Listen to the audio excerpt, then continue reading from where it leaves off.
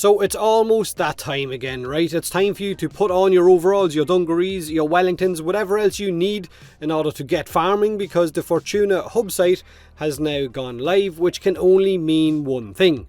We gotta wait another 6 weeks. No, I'm only joking. It means that hopefully Fortuna is right around the corner and all of the grind that comes with it in order to get your hands on all of the new items. Now, I know half of you will be just pulling off sick tricks on your K-drives, flying all around the map, exploring, and the other half will be searching for animal poop. But you're having fun. Now, in this video, I'm going to go over everything that's arriving with this year's biggest update. It is, of course, a massive open world area, much bigger than Plains of Eidolon, in order for you to explore. Caves, mountains, and of course enemy strongholds or bases that you can take control of. Several new weapons, a new Warframe, K-drives, new set mods, more pets, and of course much more. So of course buckle up feckers, because this video might be a long one. Now, before I get into all the bits and pieces coming with this update, let me just inform you all that there is going to be a pretty big Twitch drop campaign running alongside the Fortuna update, just like there was last year with the Plains of Eidolon. So make sure that your Twitch account and your Warframe account are of course linked. With Fortuna's release, whenever you watch any partnered Warframe stream for 1 consecutive hour, you will receive a random Twitch drop, which could include one of the following items from a much larger drop table. You can get a free Cora, which comes with that Warframe slot, and of course the potato as well. You can get a free Nidus, again with the Warframe slot and that pre-installed potato, a rifle Riven mod, and there's many more drops coming with this Twitch drop campaign that haven't been revealed yet. Also, if you have the option, don't forget to sub to some of your favourite Warframe streamers if you have that Prime sub. I might even turn my webcam on just to scare the shit out of some of you. But again, like I said, make sure your Twitch account and your Warframe account are both linked together if you want to get your hands on some of these free items.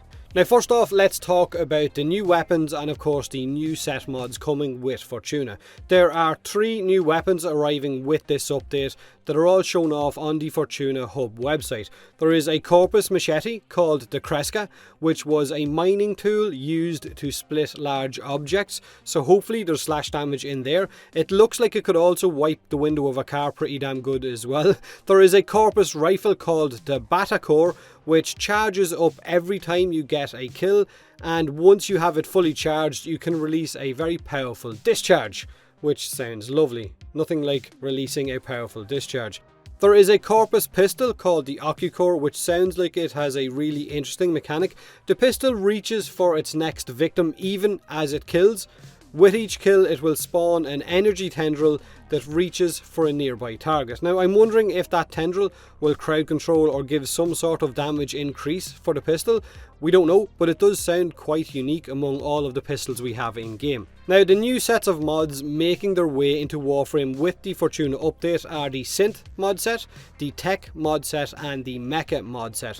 Now, I'll go over these a little bit more in detail in tomorrow's video, but here are the mod stats and of course the set bonuses that go with them on screen for you to look through. Now, the set bonus for the Synth mod set is a plus 20% clip reloaded per second, while your primary or your secondary weapon is holstered, so it works for both your primary and secondary. Now, this could go really well with one of the new arbitration mods, you know, the one that allows you to flip between weapons nearly instantly and gives you a bonus damage percentage each time you do it. Maybe it will, maybe it won't. Now, the Tech mod set's bonus is Kavats will create a 10-meter wide zone that deals 50 damage a second for 8 seconds, so it's added damage. The Mecha mod set's bonus is that your Kubra will mark an enemy every 15 seconds for 12 seconds. If you kill this enemy, then all of the status effects that was on him will then pass over to other enemies within 30 meters, so it's nice as well. Now, the one thing you've probably noticed with these new set pieces is that they are very pet orientated or sentinel orientated, which I guess isn't a bad thing considering fetch is about to be added into the game as well, and I know a lot of you are more hyped about fetch than nearly anything else. So you can expect to see a lot more people running with Kavats and with Kubros over what I guess they used to run with, which probably would have been Carrier Prime. Now, to get your hands on all of these set mods, it's quite simple. You need to complete bounties while out on Vallis, the massive open world area, and just hope that your RNG is good and you get awarded it once you complete those bounties. Now, next up, let's talk a little bit about our newest Warframe, Garuda, because of course she's coming with Fortuna as well. Now, she's had some changes. Her 1, 2 and 3 are still the same, as is her passive of dealing more damage when her health gets lowered. Her 1, Dread Mirror, will rip enemies apart, give her a frontal shield that absorbs incoming damage into a blood orb that's above that shield that you can then throw like Nova's antimatter drop for an area of effect explosion.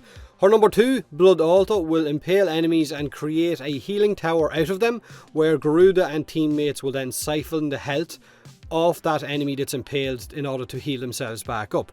Her 3rd ability is called Bloodletting, and it's where Garuda will sacrifice some of her health in order to gain some energy. So they haven't changed her first 3 abilities. However, they have changed her ultimate based on feedback from the Warframe community. We didn't really like her original ultimate idea, the idea of spinning around with all of those blades. It didn't look like it actually fit, and it wasn't very interactive. It didn't really use her claws either. I mean, she had these cool claws and it didn't look like she was really using them for a whole lot. So if we were being honest, the ultimate looked pretty crap. So they have heard your feedback and have changed it accordingly. Garuda's ultimate is now called Seeking Talons. Now when you charge Garuda's ultimate, it will expand into a targeting area. When you release that charge, it will send her talons towards every enemy caught inside that area and hopefully kill them. If it doesn't kill them, then there is a chance for those enemies to get a bleed proc instead, which will eventually hopefully kill them anyway. So it sounds like a kind of frontal cone ability. Maybe I'm wrong, maybe it's in a straight line, or maybe it's full 360 around Garuda. For me, it just sounds like it could be a frontal cone one, and the longer you hold it down, the longer its range goes on, or its arc, and hopefully its damage as well. So when you eventually release it, it will kill everything in your path. Now, it sounds like a much more interactive ability than the original just hovering in the air, spinning around while blades do all the fucking work ability, but we haven't seen it in action yet. We haven't played her unmodded Garuda yet, so I will go over her in much more detail once we actually get to play with her. And of course, every new Warframe comes with a signature weapon. Garuda's is a signature crossbow called the Nagantake. Probably slaughtered the shit out of that name, but that's what I'm going to say anyway. Each arrow from this crossbow has a chance to cause a bleed effect. It has 2 different fire rates as well. It has single shot, and its alternate fire will let loose a barrage of arrows. If you land headshots with any of your shots, then it has a chance to grant a faster reload speed as well. So it sounds like it's a slash based bow. Sounds good. I'm not a big fan of crossbows, but I know some of you out there are, so maybe you're a little bit hyped to see this. There is also a new Sayandana and of course an alternate helmet coming with Garuda as well. So that's the 3 new weapons, Garuda's changes, her bow, and of course the new set mods as well. But that's only a small portion of what is coming with this large update. Some parts we already knew about from previous dev streams. We know about the inhabitants of Vallis the Solaris. We know they are enslaved to Nefanyo and forced to work in order to pay off their debts, and the rebels that you're going to be helping out are called Solaris United.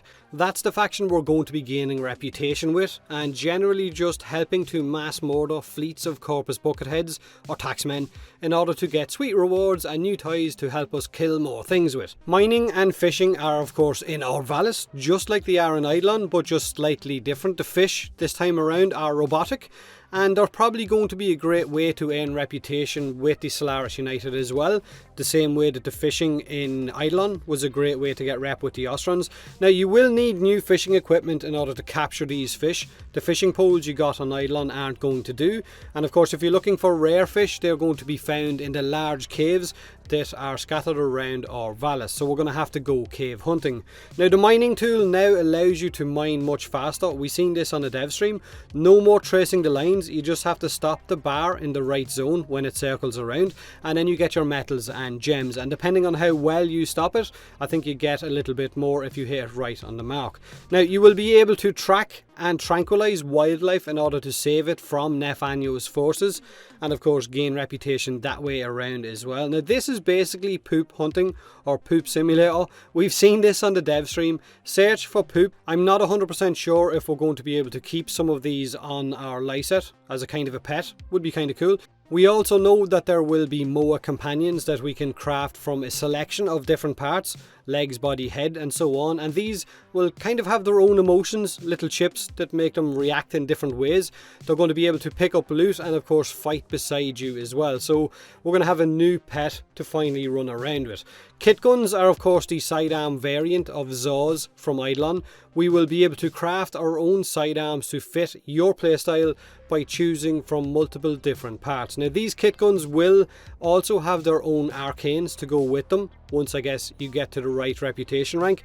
I'm guessing that the kitgun parts, like I said as well, will be behind reputation tiers, so if you're not at the right reputation with the Solaris United, then you might not be able to buy certain parts for those kitguns. So there's probably going to be tier 1, tier 2 and tier 3 and so on. K-drives are the new turbo-powered hoverboards that you've seen on loads of different dev streams, and we're going to get them from a new faction called the Vent Kids, which is exactly what it says on the tin. It's kids living inside the vents. Now with these you're going to be able to perform tricks, combos and move around our Vallis pretty fast. You can also modify them for more speed, for knockdowns, to create shockwaves and so on. You can also add artwork to these K-drives, so K-drive fashion will be a thing. And so will these K-drive races that we have seen in action on previous dev streams that you can pick up off some of the vent kids that you find while out on our Vallis. Now some of these races take place inside those massive caves as well, so I fully expect myself to be bouncing off the feckin' walls while inside those caves, but they do look like a lot of fun, and I'd imagine they're going to be a lot of fun, especially with friends or with clanmates. You know, you could set down little challenges or little tournaments and have prizes for the winners and things like that. Now something that I'm really looking forward to, I guess, battling while out on our Vallis is the Arachnoids and the Orbs. These are the spider bots that we've seen in previous dev streams. They come in different sizes and I guess dangers as well, from little spiders to these massive orbs that tower over certain areas or bases. Now these massive orb spiders are initially invulnerable to all damage, so we, the Warframe community, got to figure out how to remove those invulnerabilities in order to kill those big fucking spiders. And we don't know yet what they will drop as a reward. It could be just new arcanes, or it could be something completely different. It's going to be really cool to see who or what squad is the first to bring one of these orbs down and see exactly what kind of reward they give us. But like I said, we don't know yet how to remove that invulnerability. It might have something to do with the large corpus bases. There's apparently a spaceport, a secret research lab, which is probably the one we seen on the dev stream that had the sentient body on the table being cut open, and there is also this massive shrine to Nef-Anu. That's probably the statue we seen in the trailer or the reveal all those months ago. Now maybe it's something to do with all of those areas, flick switches, fully control them, who knows. Hopefully it's not another amp mechanic with your Tano in order to remove that invulnerability, but I honestly can't wait to fight it or see someone else actually take one down. Now in this open world area you can gain a wanted level by doing bad things to the Corpus taxmen, like killing them, taking over their bases. The higher this wanted level is, the more hunted you become by the Corpus. Like in Grand Theft Auto, I guess, you have this wanted level. And there will be new Corpus enemies throughout this map as well, making an appearance, and I think we seen one of them on one of the dev streams. There was a drone that was giving nullifier bubbles to nearby friendly units, so that thing needs to burn in hell. That's as simple as that. It needs to just go, gone, dead. Bounties will work slightly different as well out on our Vallis. Bounties are getting a rework. You don't need to re-enter Fortuna to pick up new bounties. Capturing a Corpus base will spawn an NPC nearby it that can give you a new set of bounties and allow you to more or less stay out in the open world zone infinitely or as long as you want. Now I'm guessing eventually the Corpus recapture some of these bases when you leave them alone for long enough. So if you capture a base, take control of it, get the bounties, do the bounties, and then maybe go off different side of the map, maybe go fishing in a cave. I'd imagine the Corpus then take that base back, so you could probably just keep rotating the bases in order to get an infinite supply of those bounties until you hit that daily faction rep. Now that's pretty much the main topics or the main talking points of this large update, everything that's coming with it whenever it drops, hopefully later in the week. I am hoping this time around that the grind isn't as much as it initially was with Eidolon, because it was pretty harsh, and I do remember some of the developers saying that this time around it wouldn't be as bad, so fingers crossed. Expect a lot of videos from myself and of course from all the other Warframe partners as well over the next week or two. I will be streaming most of the days as well, or trying my best to, maybe 8 to 10 hours a day, and I'll try and get as many of you in to groups with me while running around on or Vallis as I possibly can. Feel free to pop over to my stream and hang out if you want to. Let me know what you think of all of the things coming with this update. Share your thoughts below. Do me a huge favour and hit that like button if you enjoyed the video, or don't if you didn't. Subscribe for more Warframe, and as always, thanks very much for watching.